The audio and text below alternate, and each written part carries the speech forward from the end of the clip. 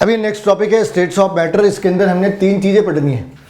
Kinetic theory जो है वो अपना बेस है इसके पहले और इसके बाद, यानी पोस्ट काइनेटिक थ्योरी और pre kinetic theory. Pre kinetic theory में जमाने भर के जो गैसेस लॉ है वो गैसेस लॉ पढ़ने हैं, और इसके अंदर इसमें जो डेरिवेशंस है या जो इसकी डेविएशन है, काइनेटिक थ्योरी की जो डेविएशन है उस वाली पार्ट को डील करना है। तो अभी पहले वाली पार्ट को डिस्कस करते हैं, गैसेस लॉ को। यहाँ पे बिल्कुल स्टार्ट में 2 बातों का ध्यान रखना जरूरी है कि what is difference between gas and vapour. ये काइनेटिक थ्योरी के बाद वाला पार्ट है जहाँ पे हम इसे डिफ्रेंशिएट करते हैं। लेकिन पहले ही स्टार्ट कर ले कि गैस और वेपर से अपना क्या, अपना जो पर्पस है वो क्या है, या हम इसे कैसे डिफाइन कर सकते हैं। तो सोचा होगा गैस और वेपर में क्या फ़र्क है। पानी को वेपर कहेंगे, गैस बोलेंगे, तो गैस क्यों नहीं बोलेंगे उसे, और CO2 को गैस बोलेंगे, वेपर बोलेंगे। तो क्यों नहीं बोलेंगे वेपर उसे, उल्टा क्यों नहीं करेंगे। वेपर तो खाली H2 के नहीं ऐसा नहीं है, ऐसा नहीं है। तो क्या है ना, यहाँ पे देखो, vapour can be liquefied easily, ये लिख लो, ये पहला पार्ट है। तो यहाँ पे जो लॉ है वो गैस के ऊपर ज़्यादा वैलिड है, वेपर के ऊपर भी वैलिड है, लेकिन वो उतना इक्वली नहीं है। कैन बी लिक्विफाइड,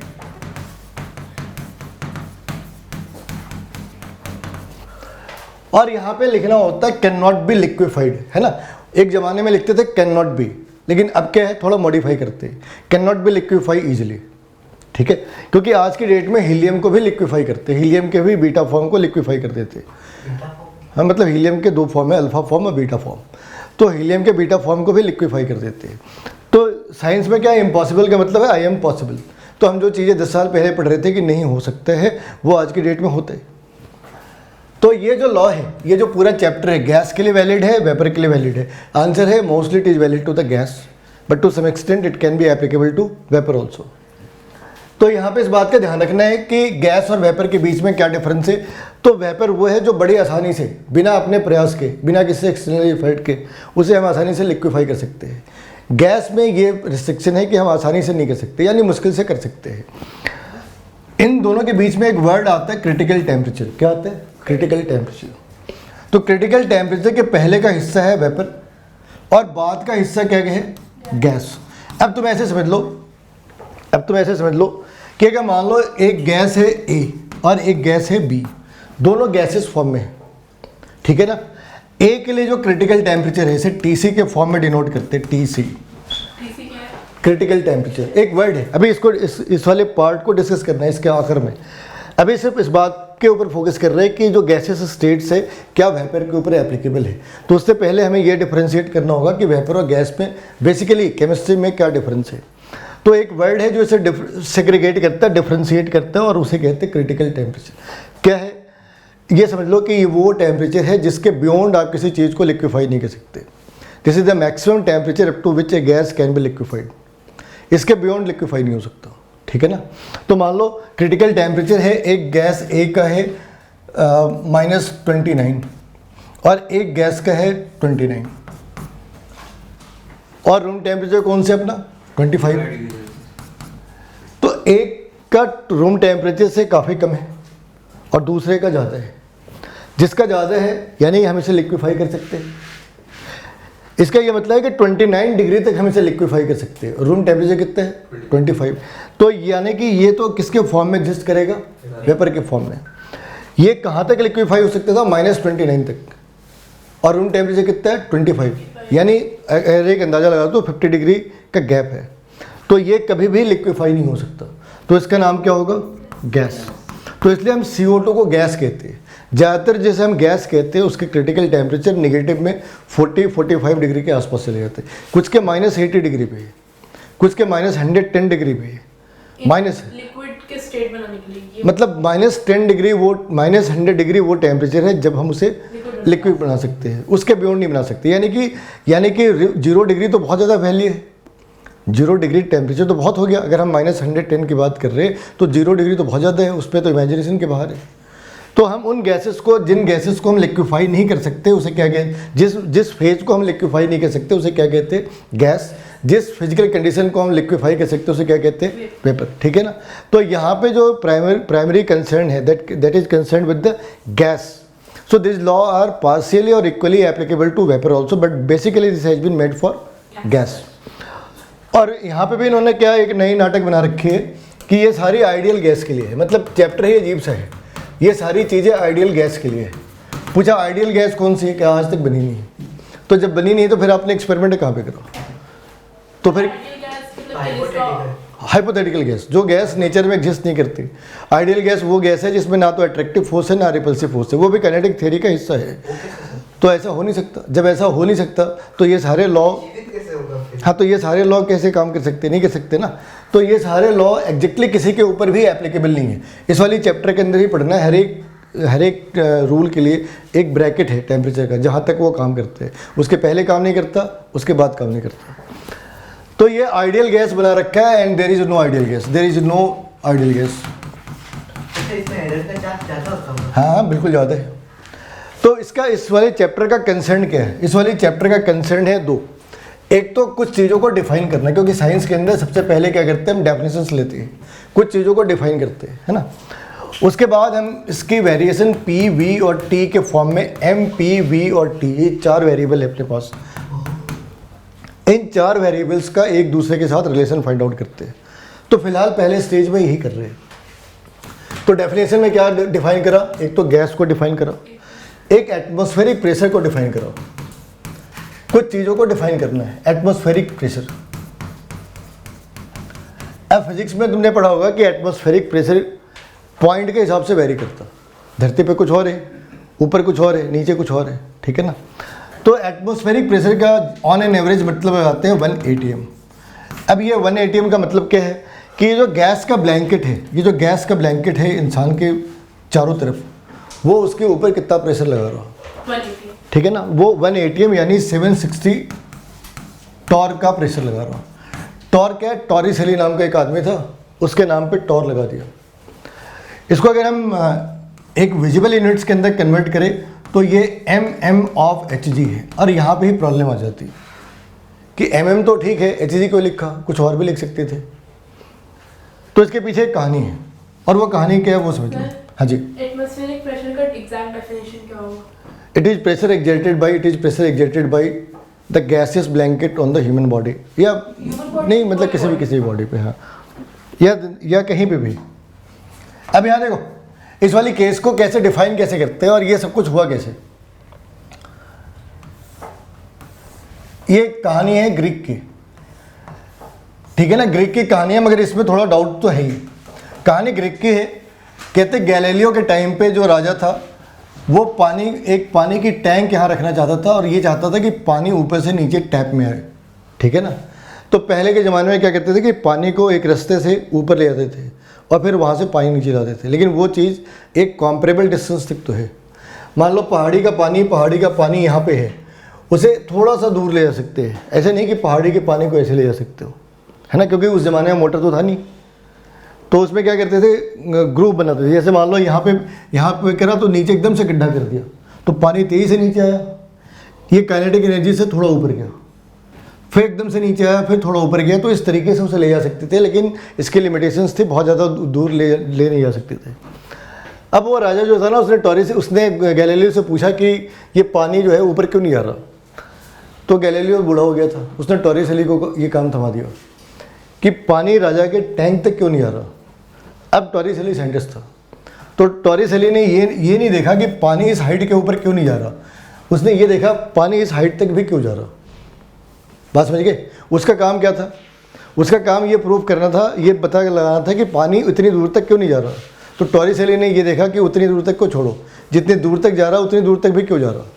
तो टॉरिसेली ने ये देखा कि हम इसके बारे में डिस्कस नहीं करना, इसके बारे में डिस्कस करना। आप ये कह रहे हैं ना यहाँ तक जा रहे हैं, पहले ये चेक करते हैं यहाँ तक जा ही क्यों रहा।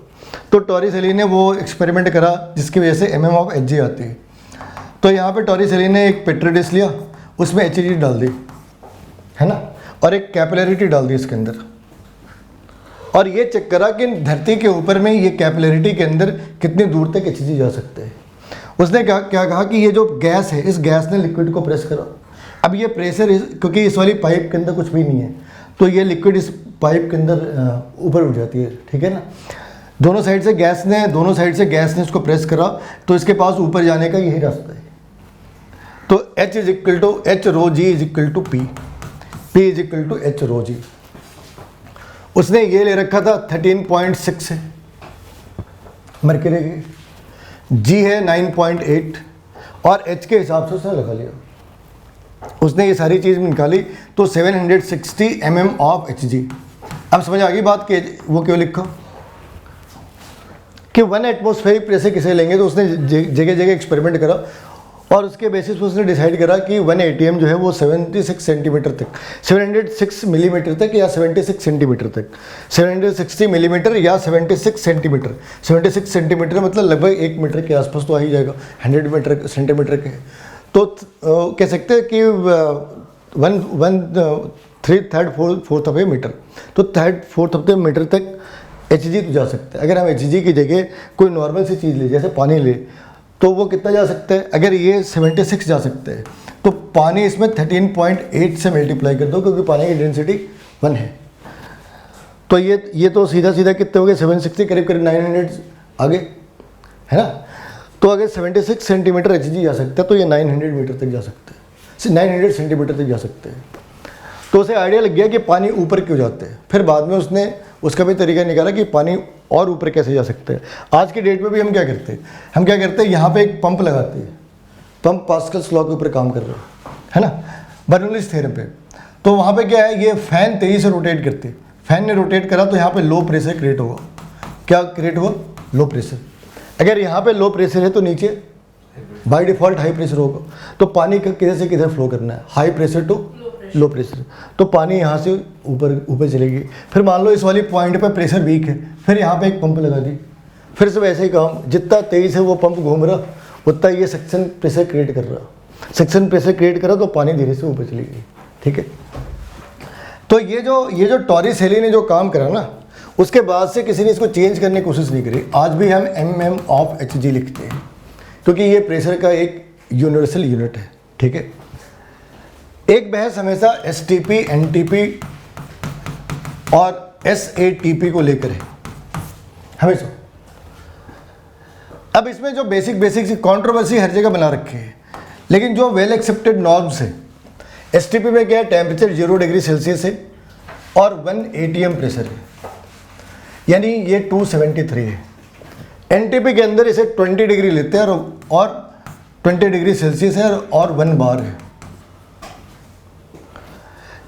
SATP के ऊपर लेते हैं 25 डिग्री सेल्सियस और 1 बार।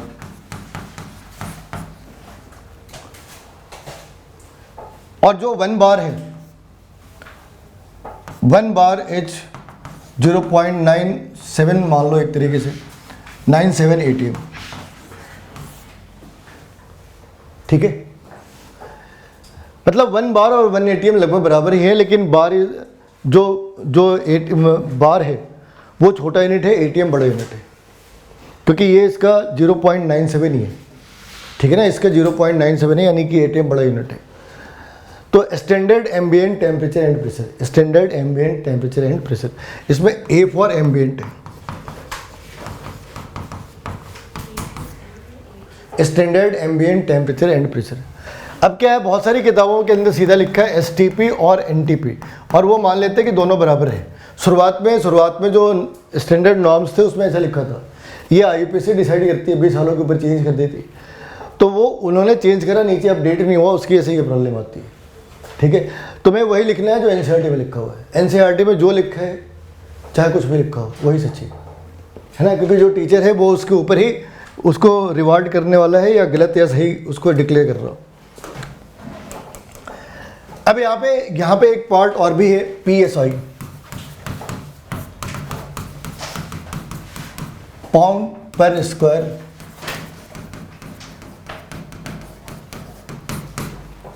पाउंड पर स्क्वायर इंच।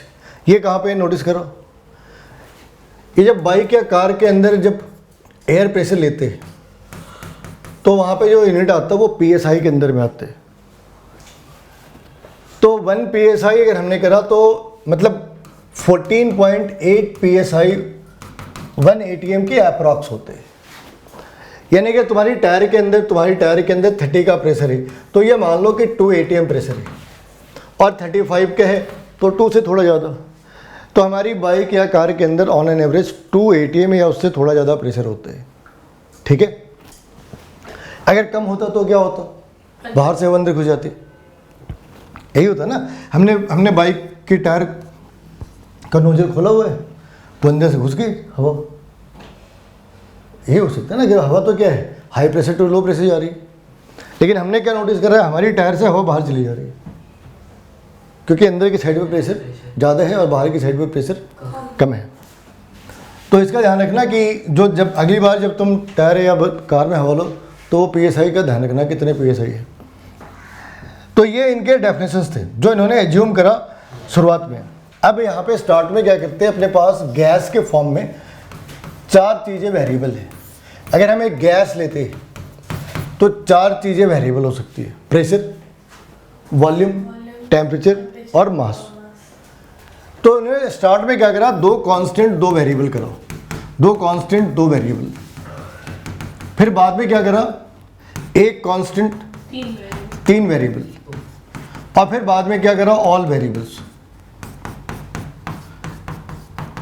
साइंस के लिए कांस्टेंट रखना जो है ना वो एक गलत एंटीसीडेंट है। साइंस के अंदर चीज़ें जितनी वेरिएबल हो उतना बढ़िया है। हम बहुत सारे कांस्टेंट डाल के एक बढ़िया काम नहीं कर रहे। हाँ तो क्या कर सकते हैं, लेकिन साइंस के लिए आइडियल कंडीशन क्या होती है, जब हम किसी चीज़ को कांस्टेंट ना माने, हर चीज़ वेरिएबल है, वो फ्रीली मूव कर सकती है, फ्रीली एक्सपेंड कर सकती है।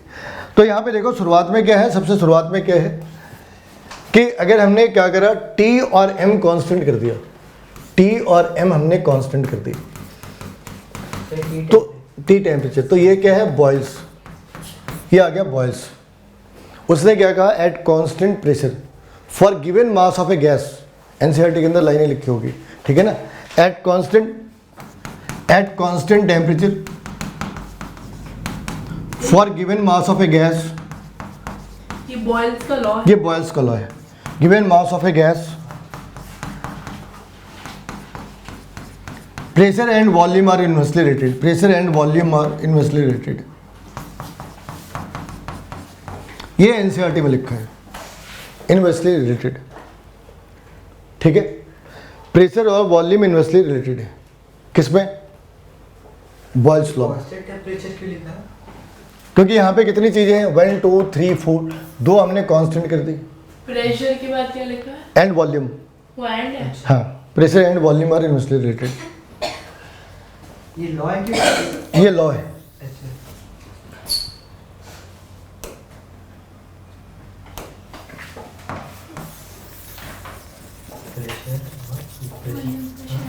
Pressure and volume are inversely related to each other.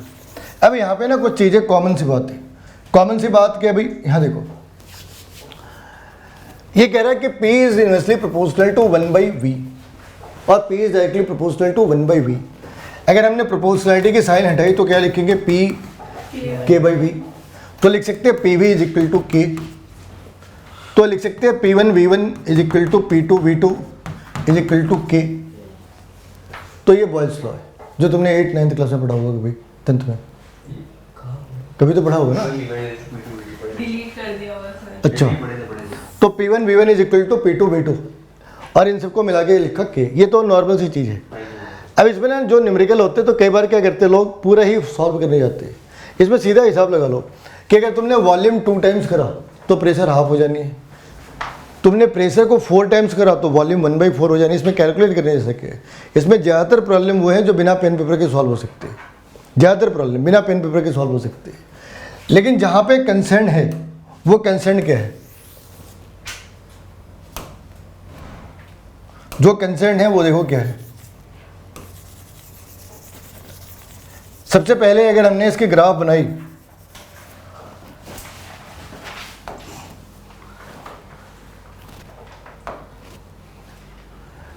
अगर हमने इसकी ग्राफ बनाई तो इस वाले ग्राफ का नाम क्या हो, प्रेशर वर्सेस टाइम, इस वाले ग्राफ का नाम क्या होगा, प्रेशर वर्सेस वेलोसिटी, इस वाले ग्राफ का नाम होगा, ये कांस्टेंट है तो उसका नाम होगा आइसोथर्म। क्या नाम होगा भाई, आइसोथर्म।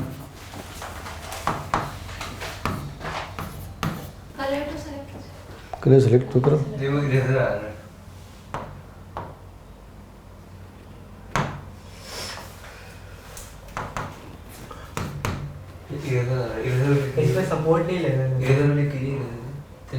वर्क अब के लिए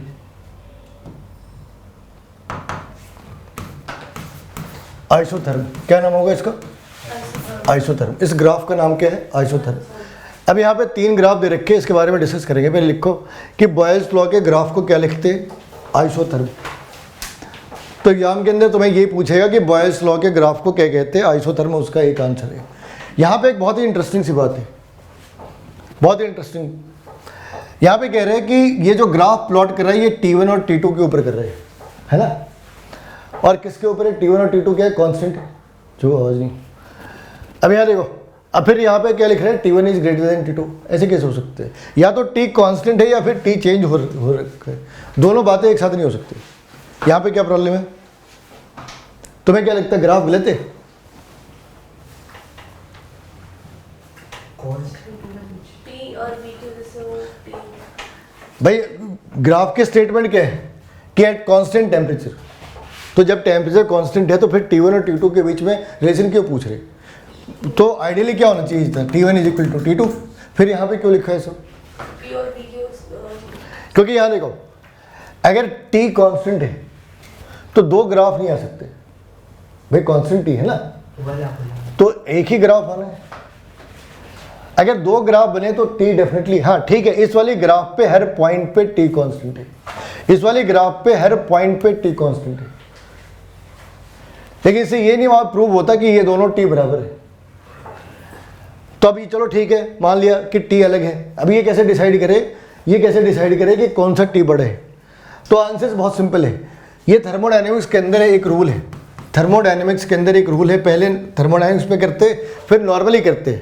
थर्मो में एक रूल है, for PV graph, for PV graph higher the larger the area larger the work done, larger the area larger is the work done. ये सब में वैलिड होगा ना? हाँ जी, हाँ जी, हाँ जी, वर्क डन। और जितनी वर्क डन ज़्यादा होगी उतनी ही ज़्यादा टेम्परेचर होगी, ठीक है। तो यहाँ पे ज़्यादा, यहाँ पे जो ग्राफ है वो कौन सा, किस ग्राफ के अंदर एरिया ज़्यादा है? जो बाहर का ग्राफ है, बाहर का ग्राफ है, उसमें वॉल्यूम ज़्यादा, उसमें एरिया ज़्यादा है। जो अंदर की साइड पे है उसका एरिया कम है। तो इसमें वर्क डन ज़्यादा है और वर्क डन ज़्यादा है तो T ज़्यादा है, एक तरीका है। दूसरा तरीका है रेजोल्यूशन ऑफ ग्राफ। यहाँ देखो भाई, यहाँ पे प्रॉब्लम हमें इसलिए आ रही क्योंकि अपने पास P, V और T तीनों वेरिएबल है।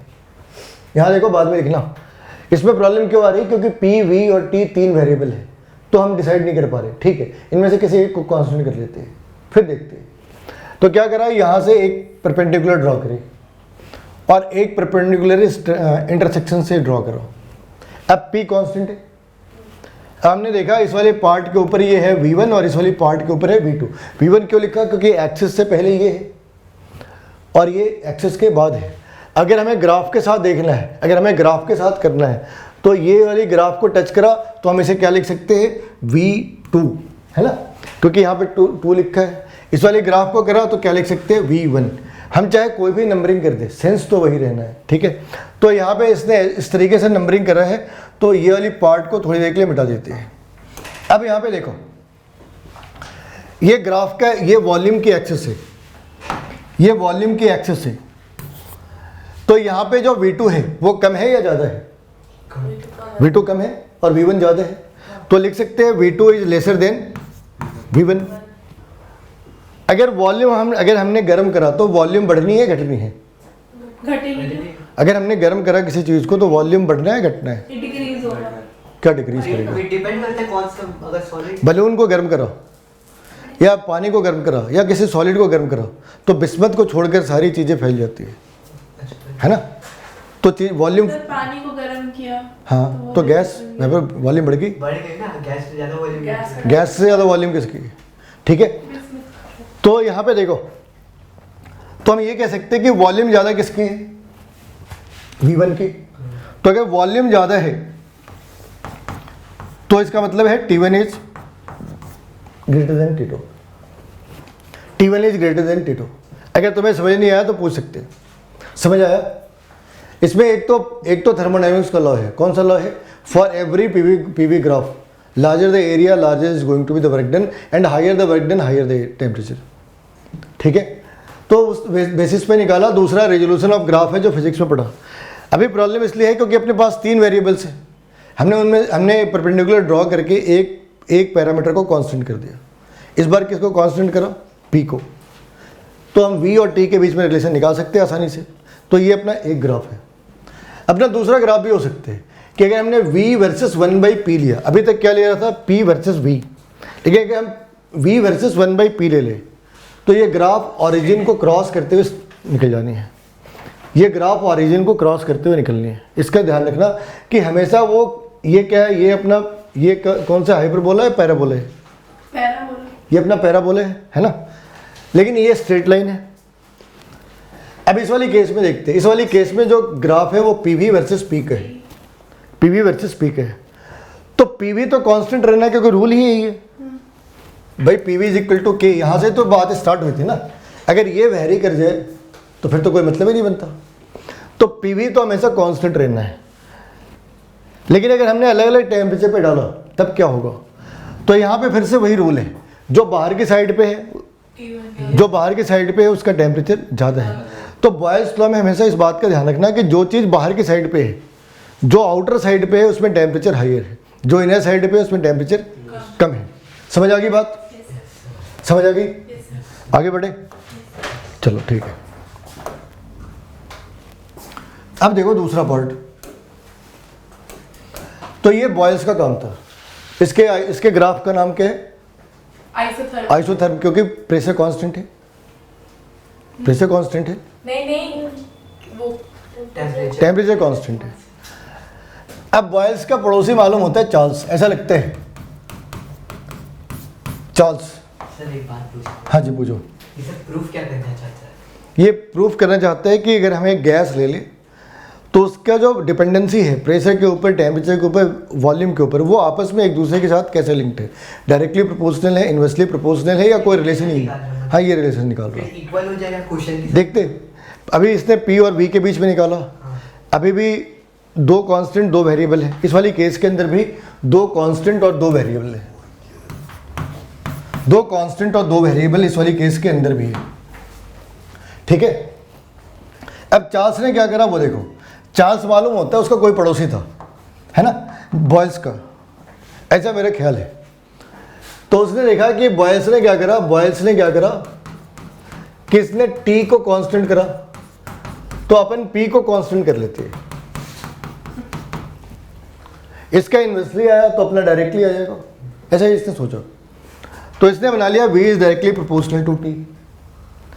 और अगर हम इसके वाले ग्राफ को आइसोथर्म कह सकते हैं तो इसके ग्राफ को आइसोबार कहेंगे। क्यों कहेंगे आइसोबार?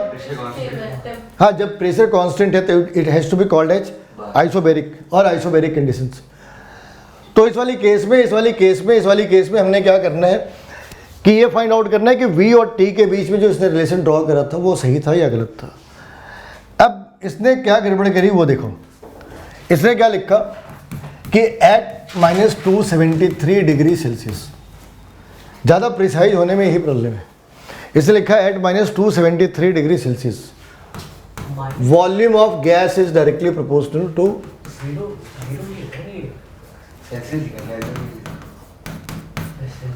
हाँ ये सेल्सियस है, -273 डिग्री सेल्सियस। कहता volume of gas is directly proportional to temperature. और उसने इतना भी सीधे नहीं कहा। उसने ये कहा कि अगर हमने 1 डिग्री टेम्परेचर बढ़ा दी तो वॉल्यूम जो है V/273 ऐसा बढ़ेगा या घटेगा। बढ़ाई तो इतना बढ़ेगा, घटाई तो इतना घटेगा। तो ये सारी बातें उसने बताई। मतलब उसने बताया कि एक गैस लिया, -273 डिग्री टेम्परेचर मेंटेन की, 1 डिग्री बढ़ाया तो वॉल्यूम V/273 से बढ़ गई, और घटाया तो वॉल्यूम V/273 से घट गई। इतना प्रिसाइज बताया। लेकिन बॉयल्स को लॉ कहते हैं और इसे हाइपोथेसिस कहते हैं। क्या कहते हैं? हाइपोथेसिस। Charles hypothesis. हाइपोथेसिस क्यों कहते हैं? क्योंकि लोगों ने पूछा बाबा ये बताओ कि -273 डिग्री टेम्परेचर तुमने बनाया कैसे, है ना। -273 डिग्री हम आज भी जनरेट नहीं कर सकते, तो आज से लगभग 100 साल पहले तुमने कर कैसे दिया था? और बाबा के पास कोई जवाब ही नहीं था, उसने करा ही नहीं था, तो वो बताता कैसे? जब करा हो तो भी हाँ सुनो सही, तो तभी तो क्या क्या चीज़ें डिलीट कर दी लोगों ने। तो बाबा ने बताया ही नहीं इसके बारे में कि कैसे करा। फिर लोगों ने पूछा चलो ठीक है वो छोड़ दो, कि तुमने -273 कैसे करा। तुम उस आदमी को लेकर चले आओ जिसका -273 डिग्री पे भी सेंस इतना काम कर रहा था कि वॉल्यूम इतनी बढ़ गई, वॉल्यूम इतनी घट गई। बताइए, यहाँ -60 डिग्री पे इंसान अगर ओपन हो जाए, एक्सपोज हो जाए तो ख़त्म हो जाती बात उसकी। वो कौन सा आदमी था आयरन मैन जो -273 पे भी जिसका न्यूरॉन्स काम कर रहा है, जो ऑब्जर्वेशन लेने की कंडीशन में है, लेकर आना जरा उसको सामने। क्योंकि उस टाइम पे इतने बेहतर इंसुलेटर तो थे नहीं, आज भी नहीं है। आज भी हमारे पास अंटार्कटिका में रहने लायक इंसुलेटर है जो -60 डिग्री तक है, और ये -273 डिग्री पे है। तो हमारे पास तो आज भी नहीं है इंस्ट्रूमेंट वैसे।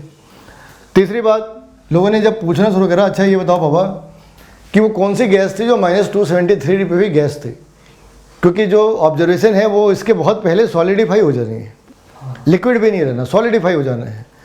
तो तुम इसे सॉलिड का लॉ बता सकते थे, और सॉलिड में वॉल्यूम कैसे चेंज होते हैं और तुमने कैसे मेजर करा, बताना जरा। तो ये तीनों बातों के ऊपर फंस गया। नंबर 1, 273 इसने कैसे जनरेट करा, वो आदमी जो ऑब्जर्वेशन ले रहा था वो रोबोट था कौन, और अगर वो रोबोट था तो बनाया किसने था। और तीसरा कि -273 पे कौन सी गैस रह जाती है। तो लोगों ने क्या करा, इसके वो जो NCERT में दे रखा है एक लंबा सा हिस्सा दे रखा होगा, पढ़ना उसे 1 मिनट।